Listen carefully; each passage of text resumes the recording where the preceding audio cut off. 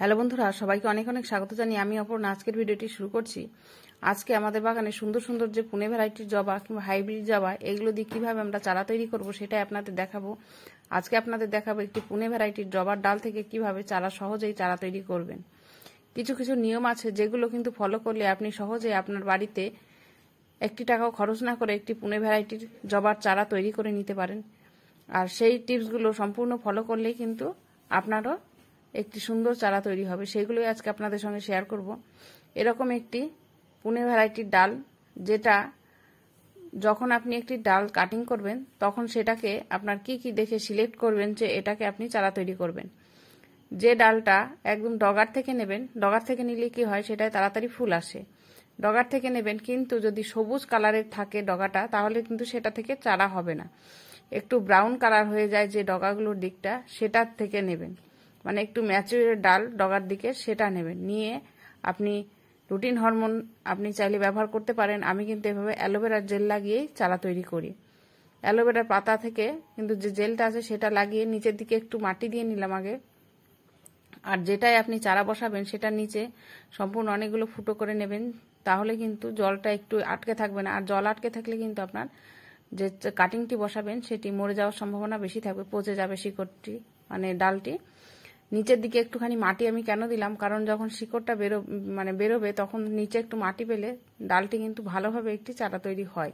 আর আপনি যখন এই ডালটি বের করবেন, মানে এটা থেকে বের করব, তখন ওই শিকড়ের সঙ্গে মাটিগুলো লেগে থাকবে। তাহলে কিন্তু গাছটি ফের যখন আমি প্রতিস্থাপন করব, তাহলে সেই গাছ ডালটি থেকে বা চারাটি ভালোভাবে একটি চারা তৈরি হয়ে যায়। আর মাটি থাকলে, শিকড়ের সঙ্গে একটু মাটি থাকলে গাছটি ভালো হয়। সেই জন্য আমি নিচের দিকে সামান্য পরিমাণে মাটি দিয়ে উপরের দিকে বালি দিয়ে দিচ্ছি। এবার এতে কিন্তু জল দিয়ে দেব। আর এইভাবে চারা বসিয়ে কিন্তু ভালোভাবে, যাতে এটা আর নাড়াচাড়া না লাগে কিংবা ডালটি এদিক ওদিক হেলে না যায়, সেইভাবে আপনাকে এটা রেখে দিতে হবে। আর এটাকে এভাবে 15 দিন অন্তত ছায়া জায়গায় রাখবেন। তারপরের দিকে 15 দিন পর থেকে আপনারা এটাকে সকালের দিকে রোদ্দুর পায় এমন জায়গায় রাখবেন। আর এই চারা ডালটি কিন্তু বারবার তুলে দেখবেন না, কিংবা নাড়িয়ে চাড়িয়ে কোনো রকম কিছু কিন্তু করা যাবে না, তাহলে কিন্তু চারাটা তৈরি হবে না। এই সব নিয়ম কিন্তু ফলো আপনাকে করতে হবে।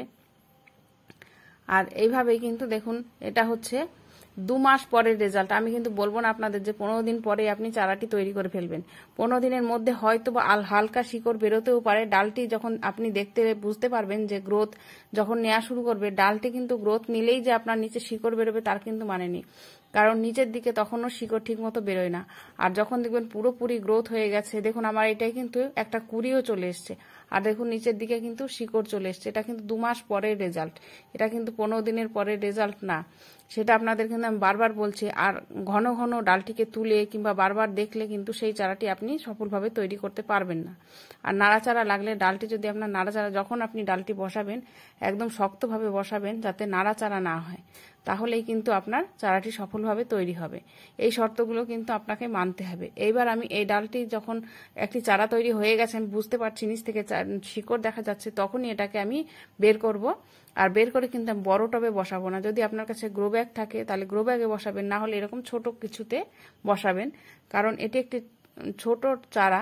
এটা কিন্তু একটি বড় টবে বসালে যখন আপনি জল দেবেন কিংবা কোনো খাবার দেবেন, সেটা কিন্তু ভালোভাবে এটা আপনি মেনটেনেন্স করতে পারবেন না। তাই আপনার হওয়া চারাও আপনার কিন্তু মরে যাওয়ার সম্ভাবনা থাকবে।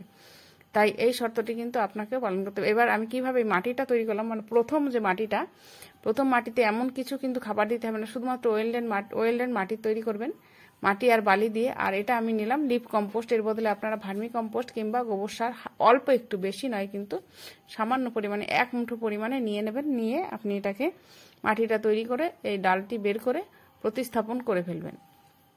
আর সেটা আপনাদের দেখাচ্ছি কিভাবে এটাকে এবার বার করে কিন্তু এর রেজাল্ট আপনাদের সঙ্গে সম্পূর্ণটাই আপনাদের সঙ্গে শেয়ার করছি। দেখুন এটাকে এবার আমি বের করব। যেহেতু এটা শিকড় অনেকটা হয়ে গেছে, তাই এটা কিন্তু অত সহজে বেরোবে না, একটু টাইম লাগবে বেরোতে।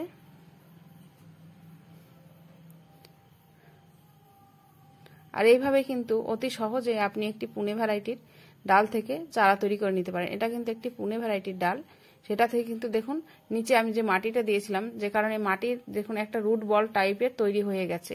শুধু বালিতে থাকলে শিকড়গুলো ছাড়া হয়ে যেত, আর এটা কিন্তু মাটি শুদ্ধ একটা রুট বল মতো তৈরি হয়ে গেছে, যে কারণে আমি নিচের দিকে মাটিটা দিয়ে দিয়েছিলাম।